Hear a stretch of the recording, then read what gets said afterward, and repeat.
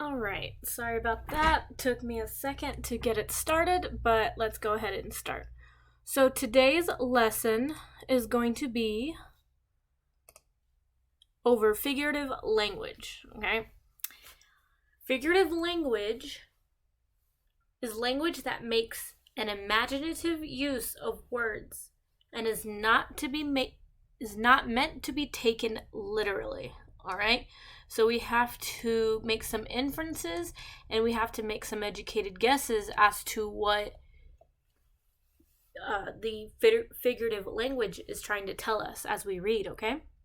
So in the story, we're going to be pulling out 3 examples that are right there on your paper. The first example is of a simile. It's on paragraph 15. The dirt floor, populated by earthworms, looked like a gray road map. Okay, this is an example of a simile. And how do we know that it's a simile? Because it is comparing something using the word like or as. In this instance, it's using the word like. Right here, okay? So, this simile is comparing the dirt floor to a gray road, using like as the connector.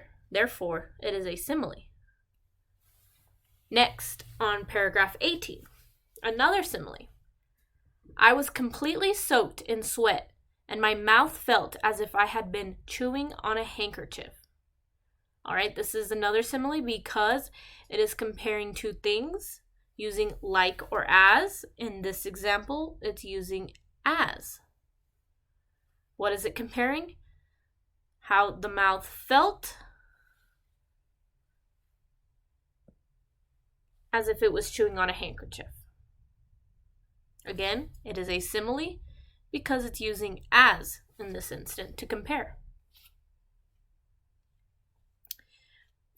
Next example. Finally, the mountains around the valley reached out and swallowed the sun. This is in paragraph 20. This is an example of personification. Now, if you notice here in the digital notes, we'll have the definitions. Personification, remember, it means giving human qualities to a non-human object. So here, this sentence is saying that the mountains reached out and swallowed the sun. Now, do mountains literally reach out and swallow? No, because they don't have any arms. Right?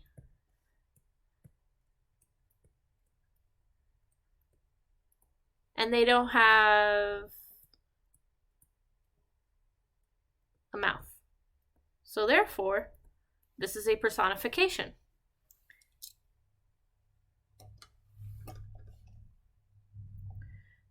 Figurative language allows writers to connect with their readers in a way that they can understand the text the has.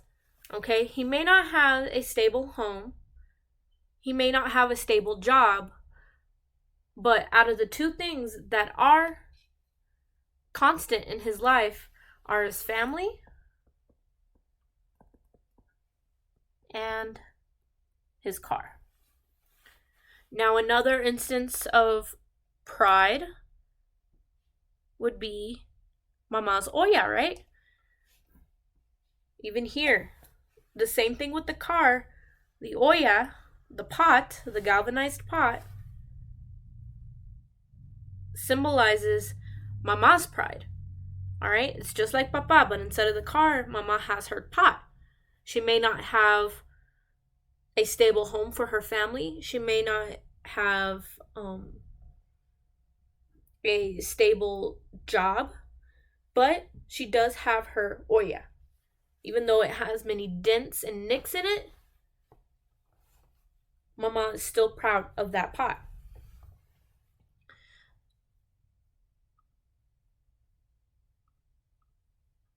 Now, what are other examples of symbols that you can think of? We see them all the time in our daily lives, right?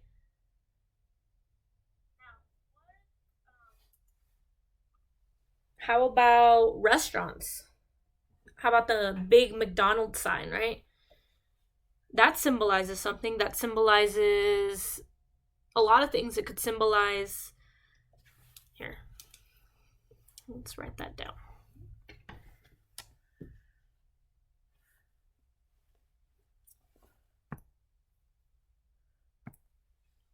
Okay, so symbols. There's the McDonald's sign, right?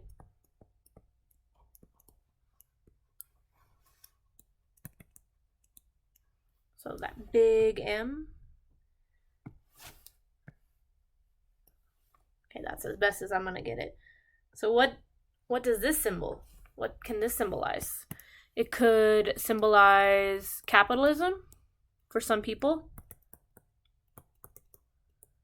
Maybe globalism. And globalism means that something that is worldwide. So McDonald's is worldwide because you see the restaurants in all sorts of countries. It could also mean, it may symbolize unhealthy lifestyle,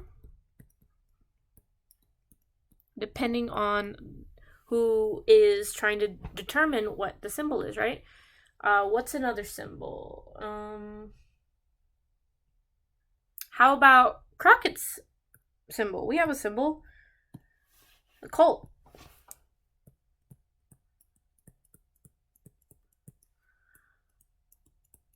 Okay, I'm not going to be able to, I won't have time to draw the horse, but we'll just draw a little stick figure horse, right? This is,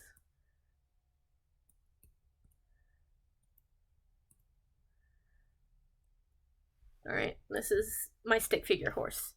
I know it's bad. All right, so the Crockett colt, what could it symbolize? Well, first, it symbolizes Crockett, right? When people in Odessa see the Crockett colt, they automatically think, oh, that's Crockett, right? It symbolizes the West Side because majority kids who go to Crockett live on the West Side. It symbolizes, what else could it symbolize? It symbolizes middle school.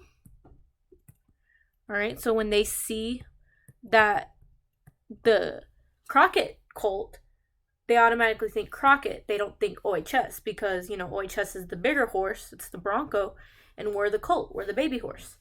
So it symbolizes a middle school. So symbols help us internalize things and help us categorize objects, making something abstract like the McDonald's sign and the Crockett colt into something more concrete, something that we can more easily understand. So let's exit out of here. Let's go back to here. For your assignment today, we are going to determine the symbol of the cardboard boxes.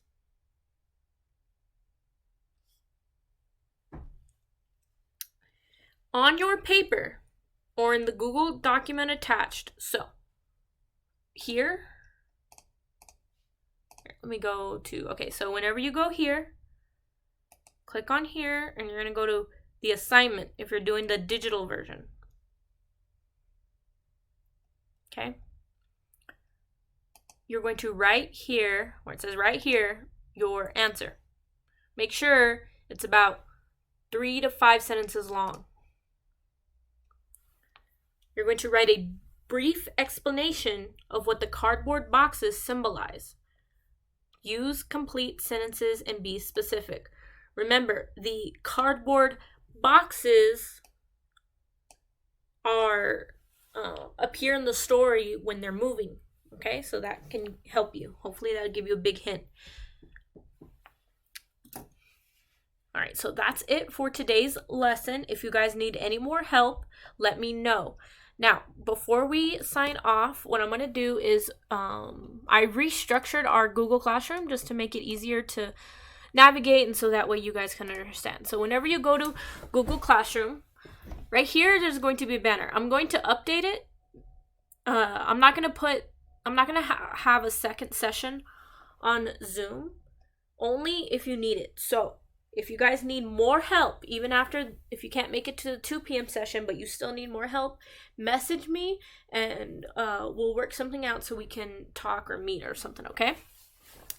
But right up here, there's the banner of the times we're going to do the lesson, face-to-face meetings. And then right here are the class codes for joining Remind. So text 8101. Okay, put that in when you're texting the recipient, put that number, and then in the text box where you're typing, you're going to put one of these 3 codes, whatever class period you're in. So if you're in second period to third block, you're right. This is your class code. If you're in the 6th, 7th block, this one's yours. 8th, 9th, yours. Okay. So here's our stream. Okay, this is where I'm going to be posting the Zoom meeting links. So click on it so you can join Zoom. If you go to classwork, this is where it's basically new. I moved additional resources up so that way you guys can always see. Always tell you and your parents should regularly check the district's COVID-19 page. It has a lot of good information here. You click on it, it goes straight to the page. It has the lessons for all different grade levels, fun stuff for you guys, and different resources. Okay? If you go here, it's the remote learning resources.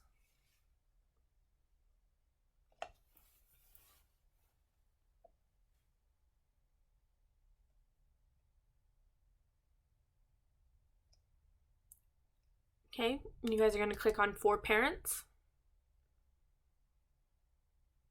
And it'll take you to this site. Over here, there's the menu option, and it'll give you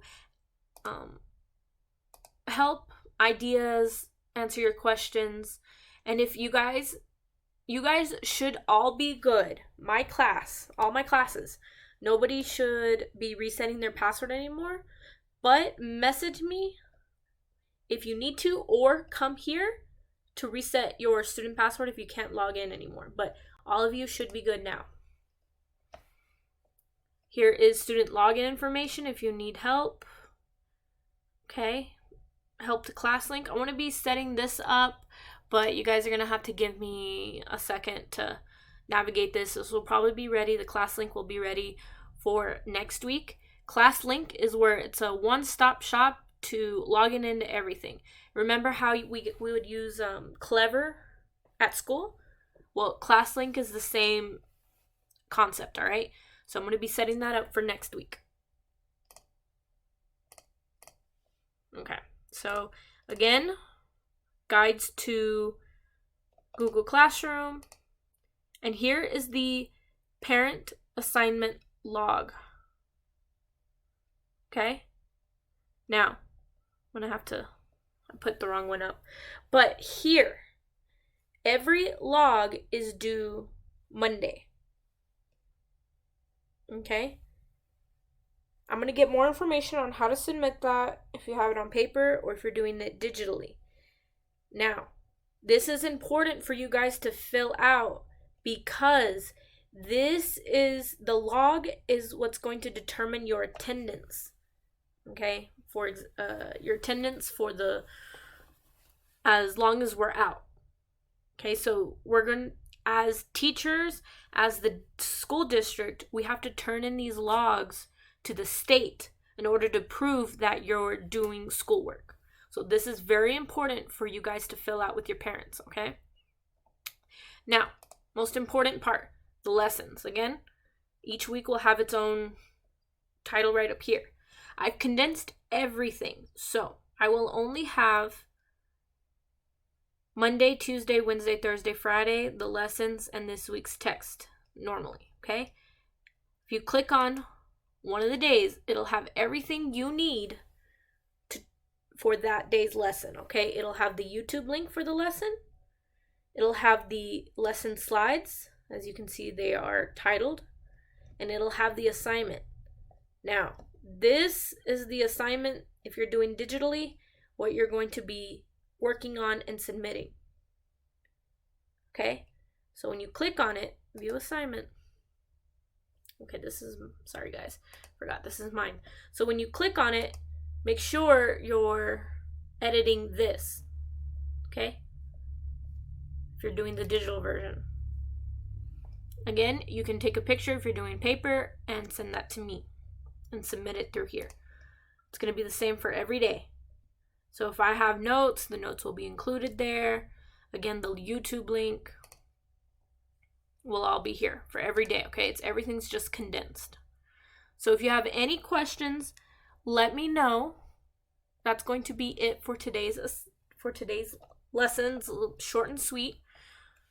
I will be available all day, and don't forget to join at 2 o'clock on Zoom if you guys need extra help with anything.